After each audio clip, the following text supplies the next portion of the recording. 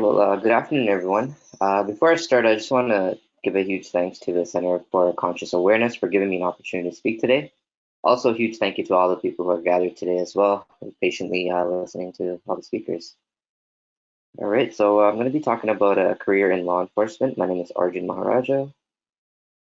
All right, so just an introduction about myself. So I went to University of Ontario. So now they changed it to Ontario Tech University. I did a criminology and justice as my major with honors and a minor in forensic psychology. Currently, I work as a campus security guard at Humber College and also a volunteer with multiple organizations, Big Brother, Big Sister, Red Cross, and also a crisis responder with Distress Centers of Greater Toronto. And for the sake of this presentation, I'm going to be talking about the process to become a police officer in Ontario, and more specifically, a municipal or provincial police officer. So anyone wanting to go at a federal level, it's kind of a similar process, but and there's just a little bit difference with that. All right, so considering a career in policing, so I'm just going to ask three questions that if it hits home with you and you kind of see yourself doing these, then maybe policing is something for you. So are you interested in a career that's exciting and community oriented? Do you like interacting with the public? And also, do you want to make a difference in your community? Some of the duties of a police officer is preserving the peace, preventing crime, and assisting others in prevention, apprehending and charging offenders, and executing warrants, and also, most importantly, building trust and positive relationships with the community. All right, so this is just the minimum requirements to become a police officer in Ontario. Become a Canadian citizen or permanent resident of Canada, at least 18 years old, physically and mentally able to perform the duties of the position, is of good moral character and habits, completed a full 4 years of post-secondary or equivalent. So there is also courses like Police Foundation and stuff like that, which is 2 years. Those are still expected and accepted, but university still, you can still go to university, study anything, and then go. There's not really a set, like a course or anything like that you have to study. So they're looking for a lot of people with diverse education. So you can go into teaching, you can go be an engineer, business background, any other background, and still apply to policing because there's a lot of transferable skills there. And possess valid driver's license with no more than 6 accumulated demerit points. So driving is very important. Make sure you guys are all driving good and not getting those tickets. Have valid and certification in standard first aid and CPR by the time of employment, and be able to pass security clearance, background investigation, credit and reference checks as well. All right, so now you want to be a police officer. The first step for you to do is to get the OACP. So this is the Ontario Association of Chiefs of Police certificate. Holding the certificate allows you to apply to any service in Ontario, and it's from a third party. It's not really from a police service. It's an entry-level testing for police officers and also special constables. This test usually tests you on your skills and abilities, and also like police forces can draw upon the results of your OACP, and it can be used against you, and it can be used against you when you're applying. So it's a supplementary use. It's also valid for 1 year as well, and you do not know what you score, what your results are, whatnot. Again, only the police service that you're going to apply to knows how well you did, what your weaknesses, strengths are, and things of that nature. It's a timed examination, multiple choice. There's 3 sections to it. First section is incident report, writing aptitude, so spelling, vocab, punctuation, things of that nature. Section B is police problem solving. There's more math skills, directions, roads, things of that. Section C is the ESQ, so personality. This is not a pass or fail, it's just about police services knowing what type of person you are and how you think. And lastly, there's medical, so you need to have your vision and your hearing must meet the standards according to the OACP. All right, so after you get your OACP, the next step for you to do is now selecting the service that you want to apply to. This is a crucial stage for anyone interested in going into policing, is because you want to research and know where you're going to go and what that service stands for, right? So I would suggest you guys having 3 selections of personal choice, and really put yourself in the shoes as a police officer. Why do you want to work for that service? What stands out for them, right? Because usually all the police services here in Ontario, on the outside, it looks the same. Like they have the same duties. It's just different areas. But at the end of the day, there's still some differences that they will not tell you, but that's something you need to figure out for yourself. So really research about them, know the history, know what they stand for, talk to police officers from that service and see what their really focuses on, and see if you can picture yourself in their shoes. Also, participate in general information sessions. So usually all police services will have these available to the public. You just register online. Recruiting team will talk to you, basically tell you about the process and what to do, what not to do, type of thing. Those are really good. So you can build on your more you know about the service and what they're expecting. You can be more prepared for yourself. And then resume and cover letter, detailed as possible, tailor it to the service that you want to apply to. So again, that's why I'm telling you, invest your time in researching them, because um, your cover letter and your resume should tailor what that service is looking for. So these are the steps to become a police officer in Ontario. Again, these are the 6 main sections. There's little mini sections that I'm not going to talk about, but these are the 6. Different police services go in different orders, but for the most part, this is the process that I've been through, and I'm going to speak on that. So first part is the pre-background questionnaire.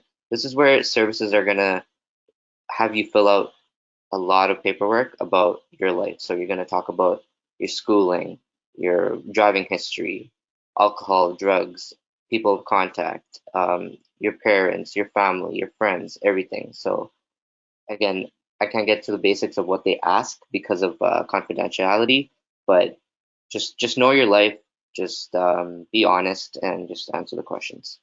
All right, and after that, your invitation to run the shuttle run. So shuttle run is also known as the beep test.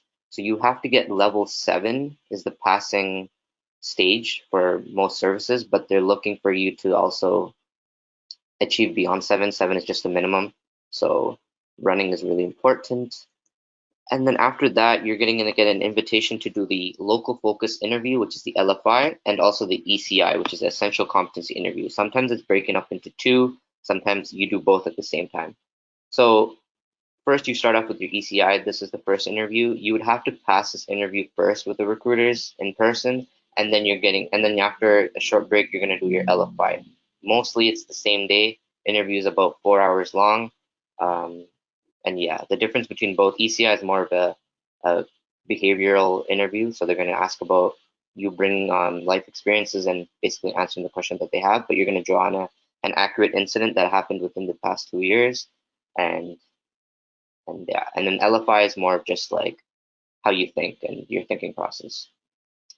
After that, you're now invited to do the psychological assessment, but at the same time, now the recruiters is also going to pick up your file and start their background investigation. So your PBQ, your answers from the ECI, all of these things are now going to be investigated to see if they're actually true. And also they're going to do their own little, I don't know too much about their background investigation, but it's just they're going to check about your life, who you talked about, what you did on social media, things of that nature. So just they're going to know everything that you did. So it's really important that you disclose everything in your pre-background questionnaire. Do not hide anything, and just be honest with them, because they're going to find out. And if there is a discrepancy in your background investigation with your PBQ, now it's a question of character, right? And then for the psychological assessment, what to expect is it's just more like it's an MMPI test. You're going to have 800 questions. They're all just going to ask you things about how you are with children, how you are with violence, how you are with stress management, how you are working, just things of that nature. So that's the psychological assessment. Also, that's 4 hours long as well. After you do your test, you are invited to you're invited to an interview with police recruiters and a psychologist, and now they're going to go over your test and ask you certain questions. Again, you do not know if you pass or fail. They're looking for a certain character, a certain person that is going to handle police work, right? So, yeah. And then after that, you're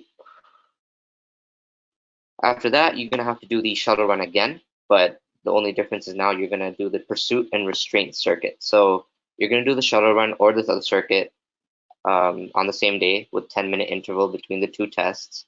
So you're going to get to level 7. After that, you get a 10-minute break. Then you can do the circuit restraint. Cutoff is 2 minutes and 37 seconds to do the test.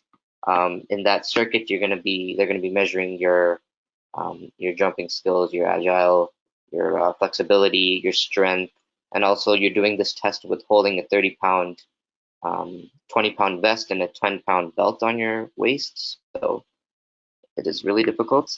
And then after that, you're going to get your conditional offer and medical assessments that you would have to fill out with your family doctor. Upon getting your conditional offer, everything is good, you're medically fit for the job, you're going to get invited to go to OPC, which is the Ontario Police College, which is in Alamo, Ontario. This is a 12 weeks training with recruits all over Ontario. So now you're in the class. There's usually 4 classes in a year, and depending on the class you are going, there's going to be Toronto police officers, OPP, smaller services, Peel Region, Durham, South Simcoe County, things like that. And then it's usually 14,000 to 15,000 is the cost of this training. It's Monday to Friday, 8:30 to 4. Usually, candidates stay overnight there, and then they come back on weekends. You must maintain passing average and examinations in the college of 75% of all the things that they're going to teach you. They'll teach you how to operate firearm, use of force, laws, and driving, and things like that. And also, you must be physically fit throughout the process. And I put trust me here in brackets is because when you get to OPC, it's a different animal there. Shuttle run, if you think shuttle run is hard, at OPC they make you wake up at 4:30 in the morning, run a 10-kilometer run with your pod of recruits, and then after you go to class for 8:30. So and this is every day. So yeah, they're gonna test you there as well. And again, just because you got an offer in employment, it's a conditional one, so you have to pass OPC and all of this stuff. So if your fitness is not there or you're not doing well on the tests and the midterms and exams, they can revoke that offer employment. So after that, you're back to your service, and now your service will spend about another 12 weeks now doing more training with you on the road before you're an actual, you can go by yourself.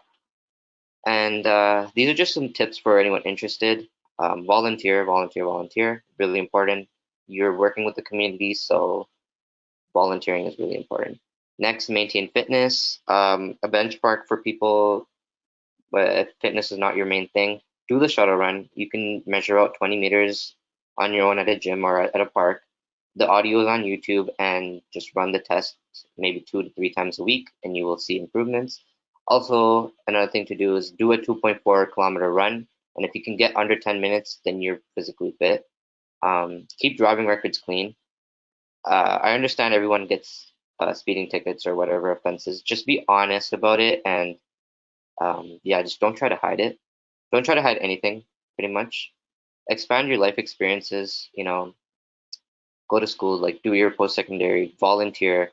Another big thing is do continuing education. Pick up some courses online about various things. It doesn't have to be relating to policing. It can be communication courses or just anything in general. Just always expand your knowledge. Do not just settle down with I got an undergrad or I got a master's. Always learn something and put that in your resume. That's something that they're gonna see, that you're always a person that can learn and develop themselves. Also, last thing, be honest and be patient. This process, so since you apply, it can take anywhere between a year. You will know if you get the job or not within a year. Again, you can apply in February, and submit your resume and your cover letter, but a police service can get back to you in June if they want. So 6 months, you can hear nothing back. So that's why be patient, stay motivated. Just because they take long doesn't mean you're not getting the job. It's just they need to. There's a lot of things on their side. They need to meet their criteria as well. So usually, if your application is taking long and you haven't heard back, just be prepared for them to just pile down a lot of their documents, and process is going to happen very quickly. So just get ready for that. And I'm going to end off with just a quote from Sir Robert Peel: "The police are the public, and the public are the police." This is something I believe in, and yeah, the 3 core ideas shared by Sir Robert Peel that I hold till this day. is the goal is to prevent crime and not catch criminals. The key is to prevent crime and earning public support, and the police earn public support by respecting the community principles. And yeah, thank you for listening to my presentation. I dropped my email here if anyone wants to reach out. I'm happy to help, and thank you.